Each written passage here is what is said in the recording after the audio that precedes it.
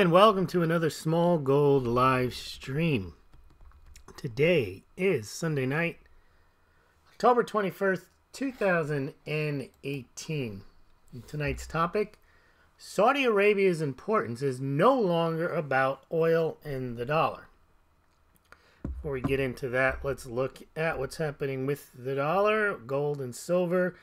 Pretty much nothing in after-hours trading right now. Silver up a penny, 14.61 from Friday. Gold up 60 cents to 12.27. And the dollar index is down 2 to 95.66.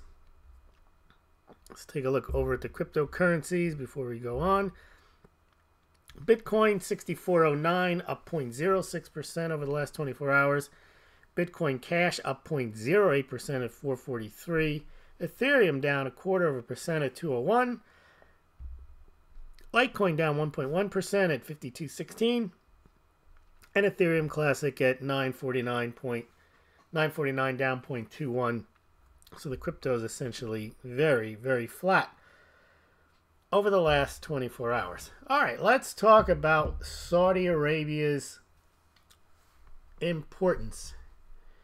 Now, a lot of people have focused on, and it's been a gold and silver story for like 10 years. Game changer, game over for the petrodollar, death of the petrodollar, dollar collapse. And that's all based on the two things. And a lot has changed, but the two things are that the petrodollar, briefly, was created when Richard Nixon ended the gold standard under the Bretton Woods Agreement.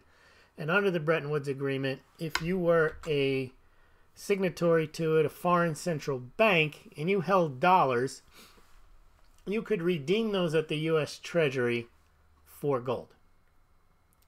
And that was in place from 1944 till Nixon said, "No way, Jose, we're not doing it anymore," in 1971.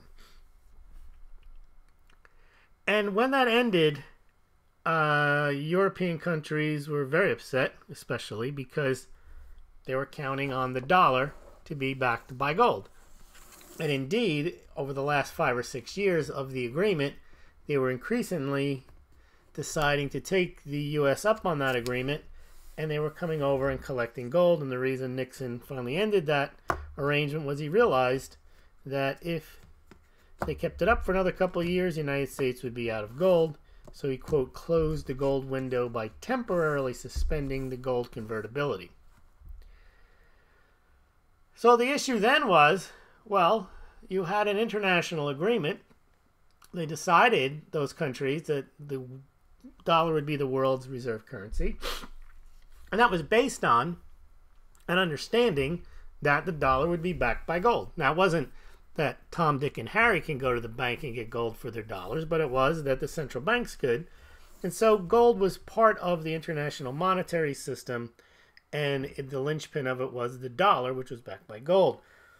Well, Nixon pretty much destroyed that order by reneging on that promise. So they had to figure out a way to make the dollar still desired, even if it wasn't backed by gold. And Nixon made up the story that a country's currency is backed by its economy and its goods and services. And therefore, since the United States is the strongest economy in the world, you should want dollars. Well, you could say that, and that's the idea of fiat. Whatever they say goes. But the Europeans didn't really like that idea. And they thought maybe they could trade in Deutschmarks or French francs or Swiss francs or Italian lira. And internationally, and maybe they wouldn't have to use the dollar. So what Kissinger and Nixon did was they went around mainly to Saudi Arabia and some of the other Gulf states, and they said, look, you price your oil in dollars, you accept only dollars for that oil, and we will defend you. And since Saudi Arabia was the world's largest oil producer at the time, they went for it. And the world went for it. So even though the Europeans held out hope for a couple of years after the Bretton Woods Agreement that the U.S. would move back to a gold standard, they never did. And they realized they still had to hold dollars if they wanted to trade with Saudi Arabia. So they started to hold dollars, and it worked out that the U.S. managed to cling on to that status, even though the entire decade of the 70s was plagued by a lot of inflation, and the dollar was indeed less desired because it was no longer backed by gold. However, it was backed by, in a sense, that oil. And by the late 70s, the dollar was not in good shape, and indeed, the U.S. Treasury issued Carter bonds, which were denominated in Swiss francs, because they thought the Swiss franc would be a more certain payment, because the U.S. was having stagflation with high inflation rates, and they had high interest rates as well. But over time, the dollar then became more stable after the Reagan years, and then into the 90s, 2000s, and the world was pretty much had forgotten about that and was no longer talking about going back to a gold standard. And countries were accumulating U.S. treasuries. They were holding them as reserves far in advance of the amount that they might need to buy oil from Saudi Arabia. Then the financial crisis of 2008 hit, and that's when the dollar became the focus once again. In order to avoid the financial crisis or its effects, the Fed printed a lot of money. They did 3 rounds of QE, $4.5 trillion worth. The U.S. fiscal policy was also reckless. They did a $1 trillion stimulus, upping the deficits. So the United States was now out in the front of debasing its own currency in order to save the economy. China also took cue from the United States the same time in 2008 and still doing it, and went on a credit binge in order to alleviate any negative impacts of a deflationary depression which might have otherwise happened. But during the period of time after 2008, that's when all the people went into overdrive, because from 2009 to 2013, the U.S. was on the Fed was on a very reckless policy of printing money, essentially. And no other country was doing it, and the U.S. had brought interest rates down to 0. So the idea now was, well, hold on a minute. The dollar is in trouble because China is now complaining, look, we've accumulated all these treasuries with our trade with the U.S., and we know they're not backed by gold, but we didn't expect you to start printing excess bonds and then buying them out of thin air. Because essentially, the $4 trillion, or the $4.5 trillion in QE, I think $2.5 trillion of it was in U.S. treasuries. So the Fed printed money and bought treasuries. Meanwhile, the Chinese bought their treasuries at full value. So they saw this as a dilution. And it went back to the same complaining that you had in the 60s with France and Germany and Switzerland coming to get their gold. They figured, well, I don't like what's going on. I don't trust the stewardship of the United States of its dollar. So even though they say it's backed by gold, I'd rather have the gold. We'd rather have the gold. So they came and got the gold.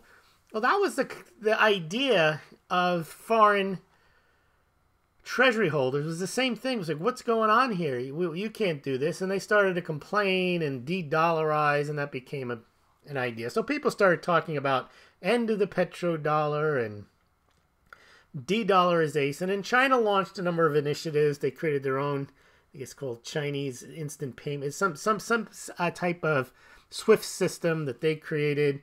They created their own AAIB. They created basically a lot of alternative structures to try to internationalize the yuan. Now, that's gone nowhere in about 5 or 6 years.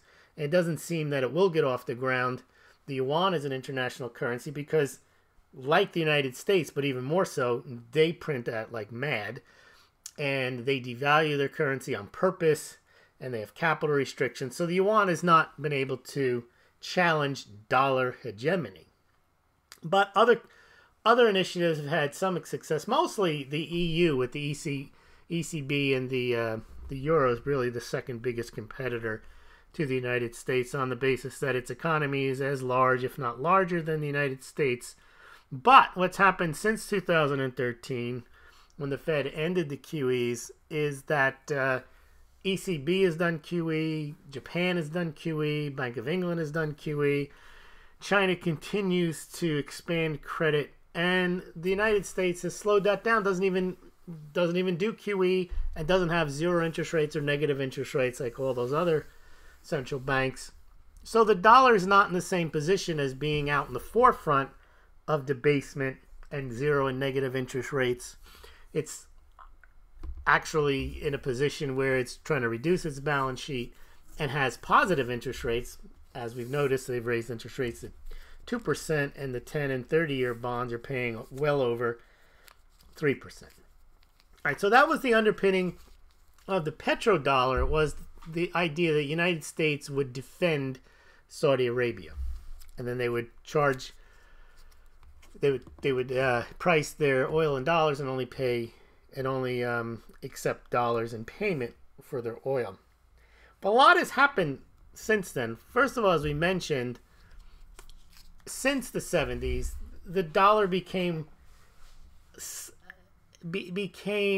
solidified as the reserve currency once again on the force of use. That became the one currency that all the countries, they may have initially had to buy the dollars to buy oil, but it then became entrenched for 30, 40 years as what all countries held as a store of value and as the reserve currency, far in excess of what they needed to buy their oil. So my point is that Saudi Arabia and the petrodollars agreements became less important as time went on. And in the last 5 years, they've become even less important as time has gone on, because not only are people or countries using the dollar more for reasons beyond just buying oil from Saudi Arabia, the world has moved on where Saudi Arabia is no longer the only big game in town. When the petrodollars were introduced, Russia was a big oil producer, but it was in the Soviet Union. They didn't export outside of Russia. The United States was not a major oil exporter. Well, in the last 5 years, the United States has become a massive oil exporter, actually produces more oil than Saudi Arabia, is a massive natural gas exporter, and is set to become a massive coal exporter. So if the theory is you need dollars to buy oil from Saudi Arabia, well, that same concept applies to you need dollars to buy oil from the U.S., to buy natural gas from the U.S., and to buy coal from the U.S. So the idea that the dollar is backed by Saudi oil is pretty flimsy right now. That's not the main reason countries hold dollars. And if you needed a reason, they still only charge for their oil in dollars, Saudi Arabia, and they still only accept dollars for payment. And so countries need dollars to buy from Saudi Arabia, and they need dollars to buy oil from the United States as well. So with all this Khashoggi news, where this Washington Post reporter, resident of the United States, goes into a Saudi consulate in Turkey and then never comes out, a lot of people are saying, well, why is the United States not doing anything? What's the big deal here? And a lot of people are misguided in thinking, well, it's because of the petrodollar. They don't want to mess up the petrodollar. Well, as we've just talked about, the petrodollar's got nothing to do with it. There's a reason that the United States still treats Saudi Arabia the way it does. Now, remember, the other night, about a week ago, we did a post or a live stream where we talked about how Trump said to the Saudis, he said it to them just like he tweets to people. He said it to them in a rally, or actually he relayed a message, a conversation that he had with the Prince of Saudi Arabia, that they should pay for their defense. Now that originally was not part of the petrodollar arrangements. The idea was price your oil in dollars and accept only dollars, and we'll take care of the defense and we'll sell you military hardware.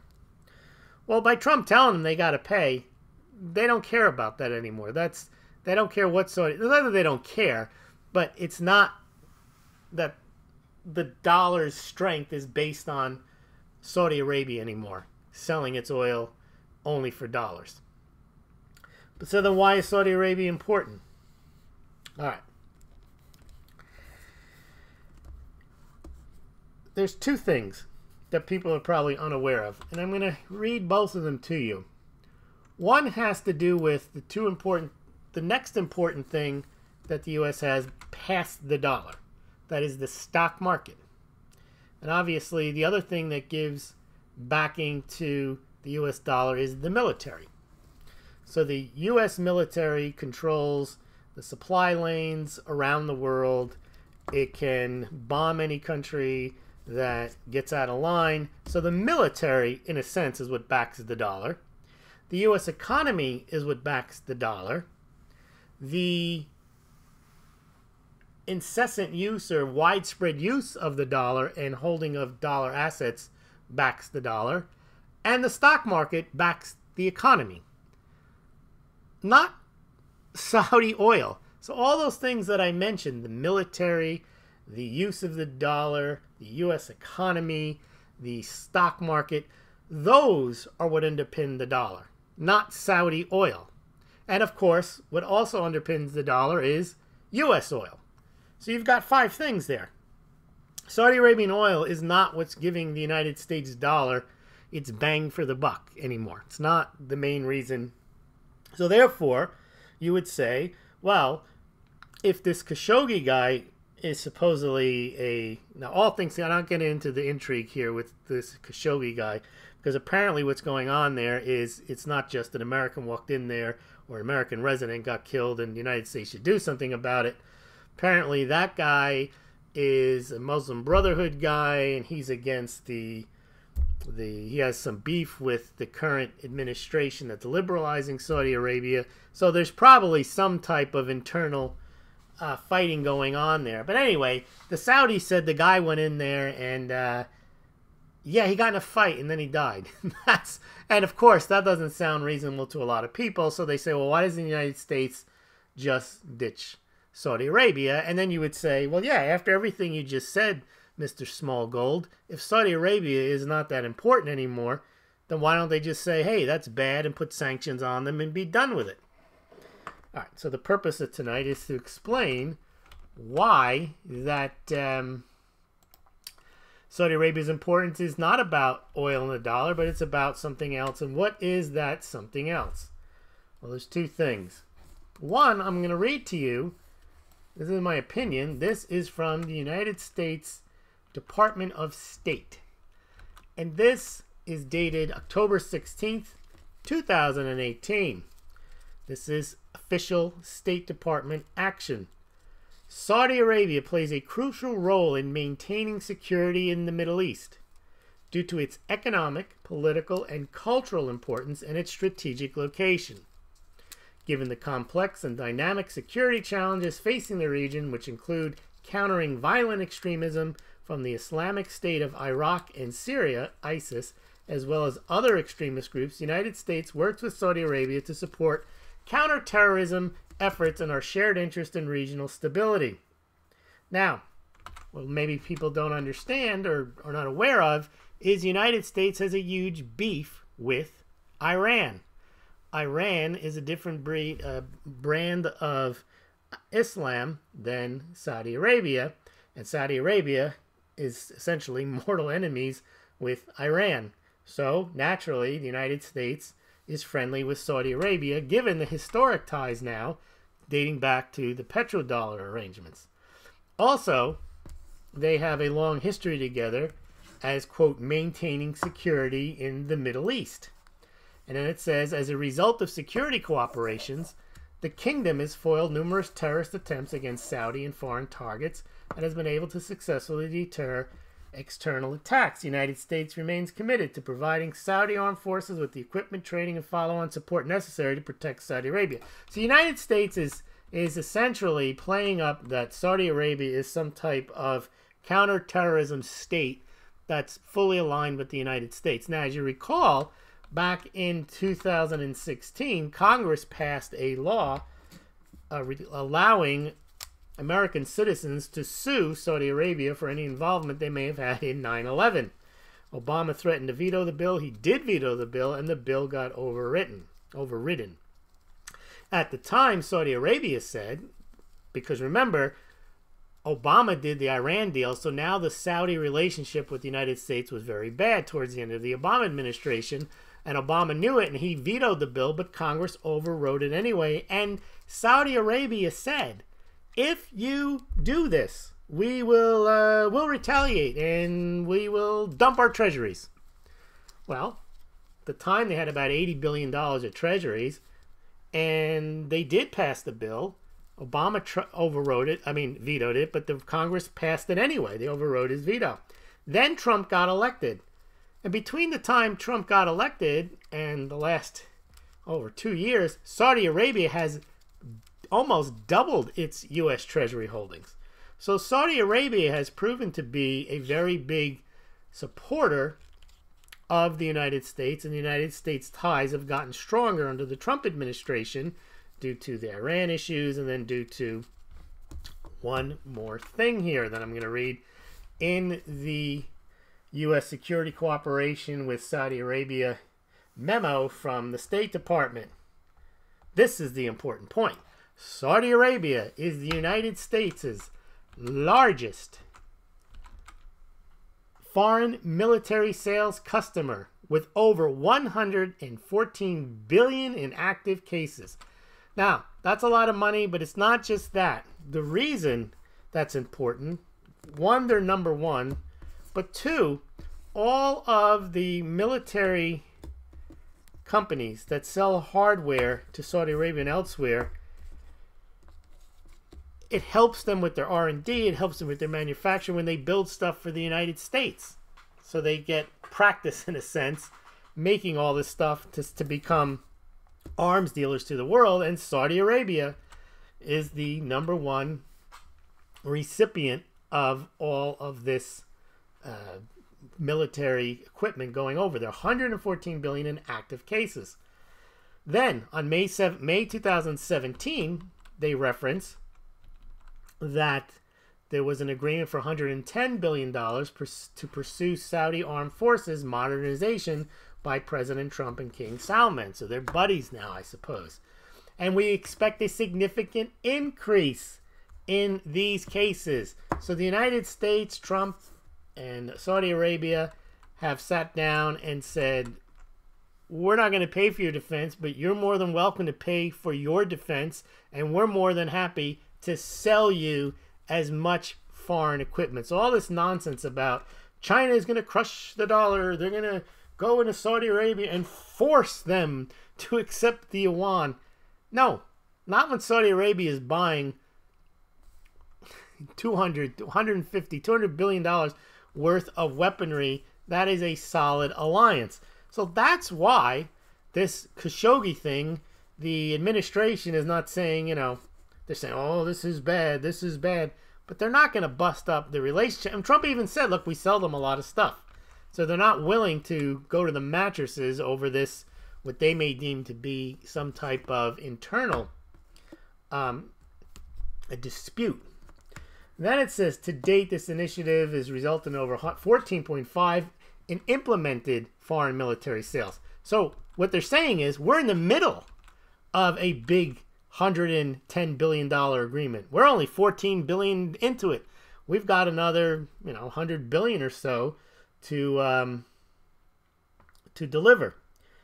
And they're talking about all types of other types of military equipment that they need to sell to them. Then it says, in June of 2017, the United States approved the continuation of a blanket order training program that includes flight training, technical training, professional military education, specialized training, mobile training teams, and English language training valued at nearly $1 billion. So again, they've made all these agreements to support Saudi Arabia, but these are not agreements that are costing the United States money. These are agreements that tie Saudi Arabia closer to the United States, help them in their battle against Iran, and the United States is making a lot of money from doing this, or U.S. contractors are making a lot of money doing this. Radar systems, they're talking about a possible sale of that. So there's other things that they're talking about sending to them. And then they talk about how they help in terrorism again, and they're learning from each other. But in any event, that's the State Department's reason, is essentially they're our buddy in terrorism and they buy a lot of stuff from us. So that's the main reason one of the main reasons the United States and Saudi Arabia are together. And the other one is, and people probably don't know this one either, is that Saudi Arabia is the single largest investor in U.S. startups in Silicon Valley. you know, the Allah, what's his name? Allah bin Talal, whatever his name is, the prince. He put $300 million into Twitter. So what did I say that backs the United States was military and economy. Well, military, we see Saudi Arabia is the largest purchaser of military equipment, and the economy. Well, the economy is underpinned a lot by the U.S. stock market and its venture capital and Wall Street, and guess who's number one there? Saudi Arabia is the number one investor in U.S. startups, with the amounts are staggering. Wall Street Journal, October 16th. Crown Prince Mohammed bin Salman has directed at least $11 billion of Saudi money into U.S. startups since mid-2016, or through SoftBank Group's $92 billion tech-focused vision fund, to which the Saudis committed $45 billion according to Wall Street. So in addition to startups, Saudis have $50, $80, $100 billion in the U.S. stock market. So the Saudis are a support mechanism for the military complex and for the stock complex and the startups. And that could explain some of Twitter's behavior as well. So the dollar is no longer the petrodollar backed by Saudi oil. If you need anything, if you need it to be backed by oil, you can substitute Saudi oil for U.S. oil. But that's not going to happen because the United States is working with Saudi Arabia to sell them arms and training, military arms and training, and Saudi Arabia is in turn investing boatloads of money into U.S. startups and the U.S. stock exchange. So the idea of the petrodollar backed by Saudi oil, that is an outdated and antiquated concept. It's, if you need, the reason Saudi Arabia is important to the United States has nothing to do with that. They still will price their oil in dollars, I'm sure, and sell it for dollars. But it's really, the relationship is about sales of military hardware, joint working on terrorism, and the continued investment and support of U.S. capital markets and capital formation. All right, let's see what we got in the way of comments and questions this evening.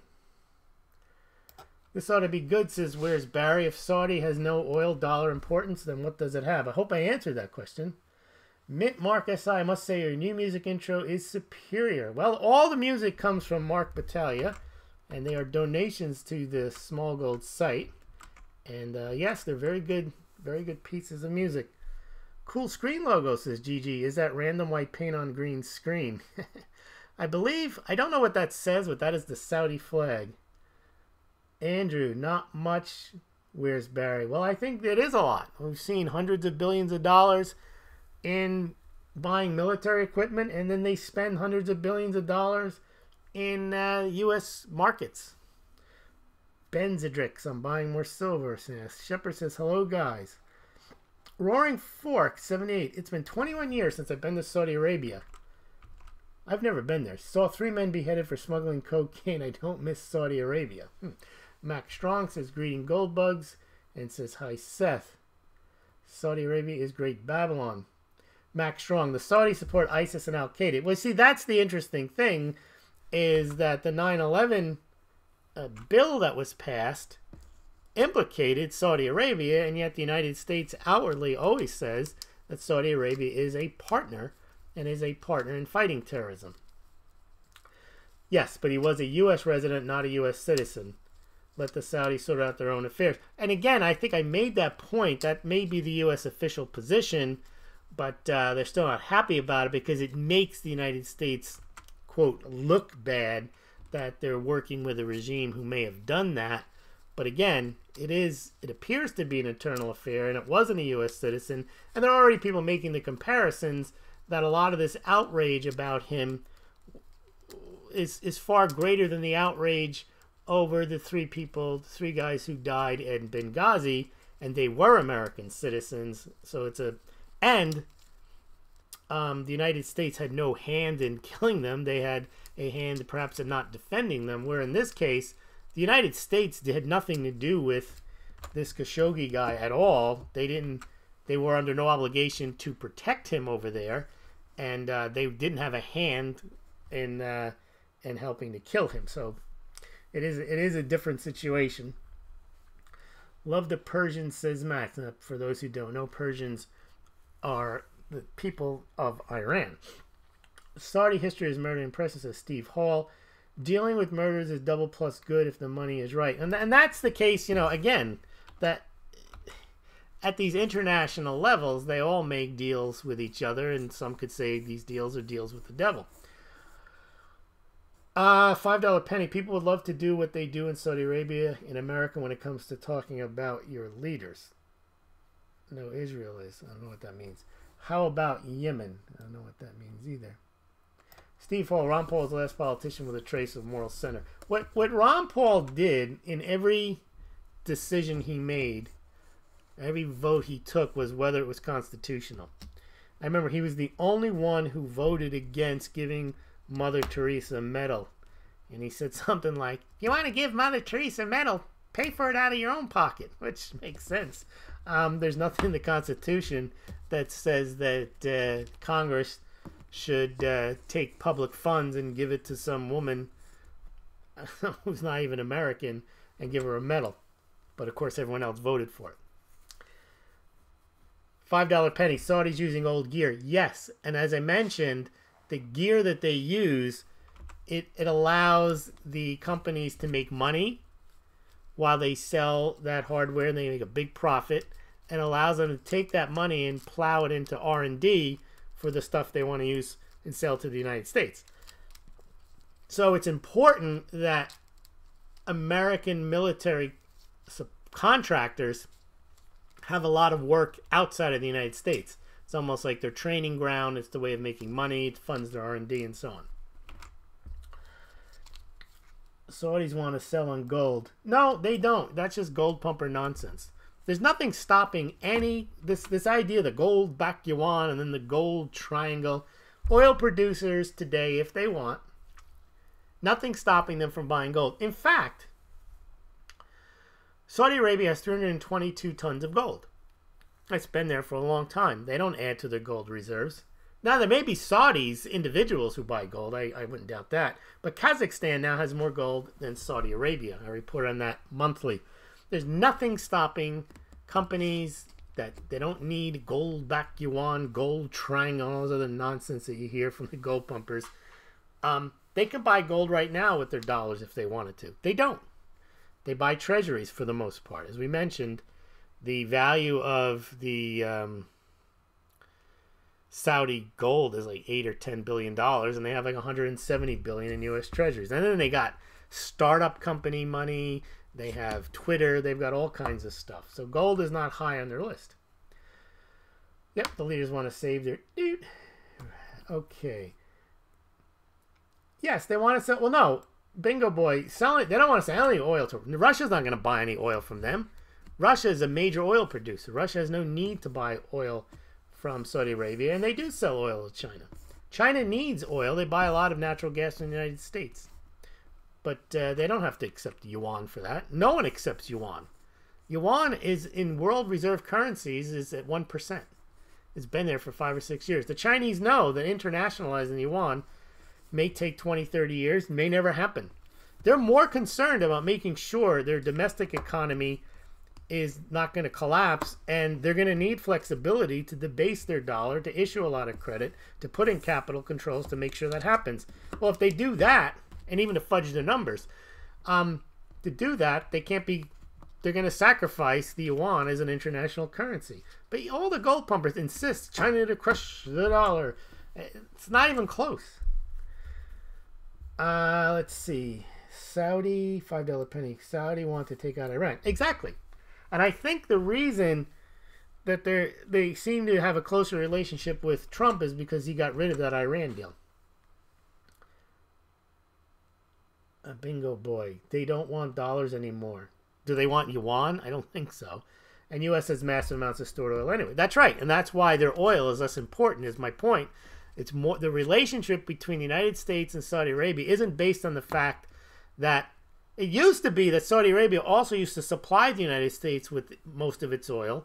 It was that end that they wanted them to price it in dollars. That's less important today. All right, Saudis are weak. Their opposition is comprised of true believers. Yes, and that's the classic example of anytime you have a ruling class and then you have a ideological class. So when you have the kings and then you have the liberty-loving people, you have the king of Saudi Arabia, and then you have the Muslim Brotherhood. You have rifts, and you have people who may be more passionate about their point of view than the people that are in power. This is not about oil. When the Middle East goes into more fires, it gets more and more taxpayer military toys. Yeah, and it also does have to do with Israel, because part of the relation is that Saudi Arabia is not, at least externally, threatening Israel. Whereas Iran, from what we see, is always threatening Israel, wipe it off the map and all that other stuff. Okay. All is one now. As long as someone else tells your history, the truth shall remain a mystery. That's a good line. Steve Hall, depletion rate on fracking is rapid. So they say, although I've seen different estimates. Some people thought this had been over by now. It appears there's some legs to fracking, because while the fracking does go away faster than traditional oil reserves, the field sizes of these things, Steve, are immense. They're massive, and they have like the Permian Basin, and so yeah, the existing areas may run out in a few years, but then they just expand and expand. So they say there's 50, 70 years of all this stuff. Interesting point, Roaring Fork. If YouTube had been around when Ross Perot won, he probably would have won. That's probably true. Because Ross Perot, in many ways, if you think about it, had that same, hey, this is what we're going to do? I'll tell you what we're going to do. That giant sucking sound coming out of, that's NAFTA. And he was very populist, and he was very much in your face. And yeah, I think he would have done well with social media. Is this how we're going to play the game? I remember him. All right. Ross Perot. Now, where do we go here? I got to find where we lost here. It's gone. Ross Perot. No more free ride. Look at the deals.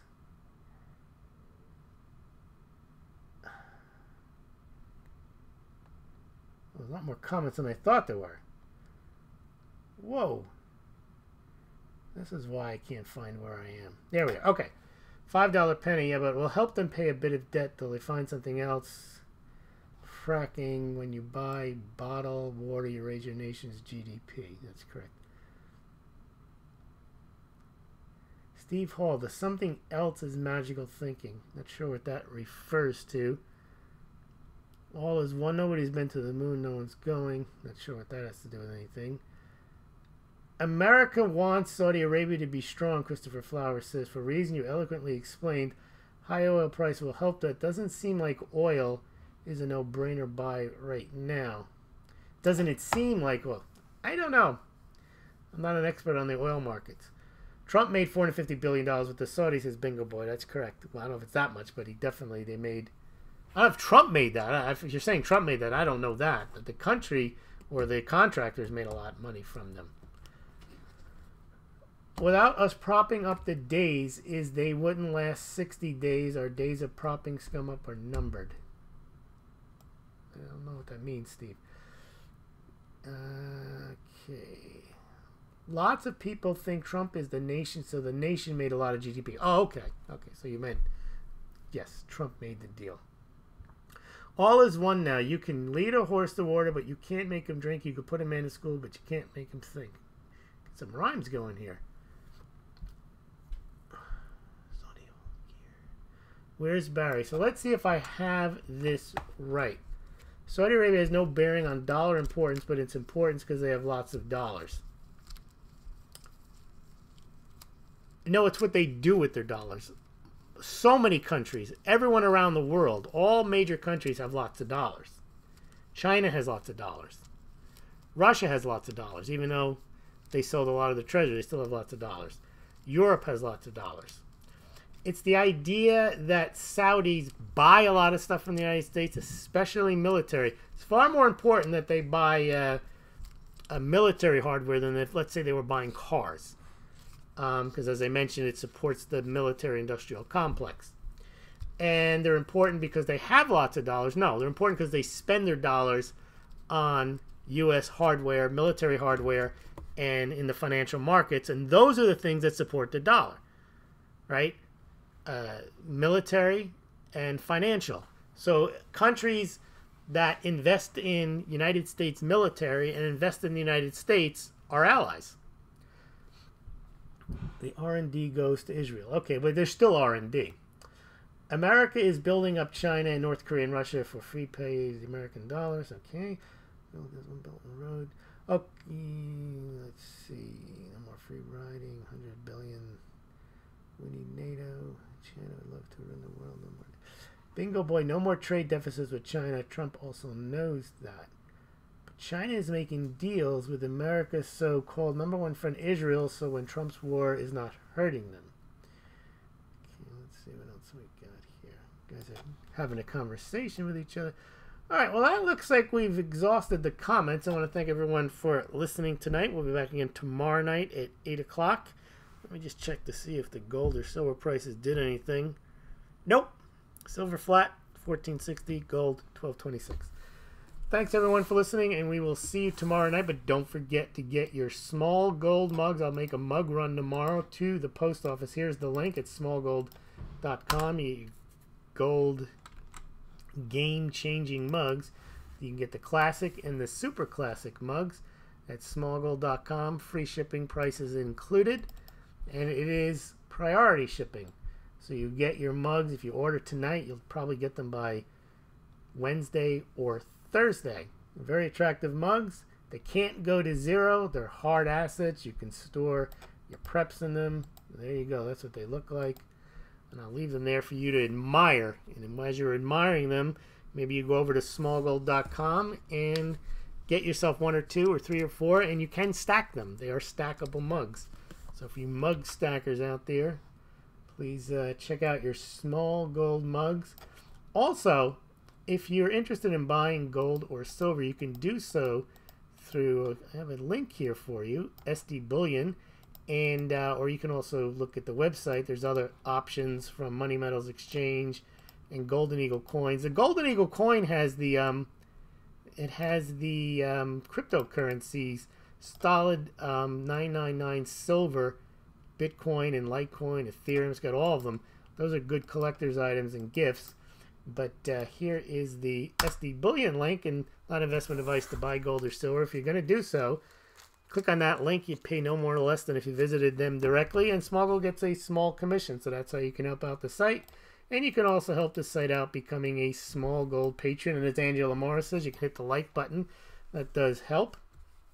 And you can also visit the Smaulgld store.